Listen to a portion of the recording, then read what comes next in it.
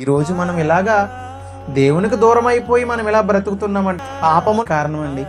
అందుకని యేసుక్రీస్తు వారు 2000 సంవత్సరాల క్రితం భూమి మీదకి వచ్చి పాపముల చేతను అపరాధముల చేతను మనం చచ్చిన వారమై ఉన్నాము కాబట్టే ఆయన రక్తం ద్వారా మనల్ని కడగాలని కోరుకున్నాడు. ఆయన రక్తం ద్వారా మనల్ని శుద్ధులు చేయాలని కోరుకున్నాడు. అందుకని భూమి మీద ఏమండి మనుషుల కోసం ప్రాణం పెట్టిన వాళ్ళు ఎవ్వరూ లేరండి.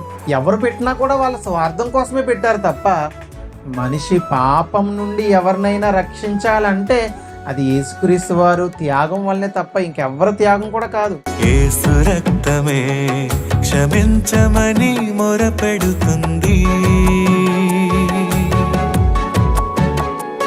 హేబేలు రక్తమే శిక్షించమని మొరపెడుతుంది.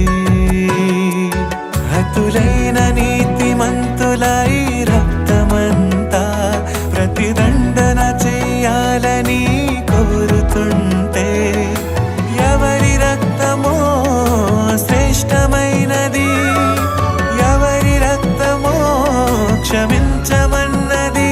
యేసు రక్తమే ఈ భూమిలో శత్రువులనైనా క్షమించమని అడుగుతుంది, ప్రతి మనుషుల ప్రతి పాపాన్ని కడుగుతుంది.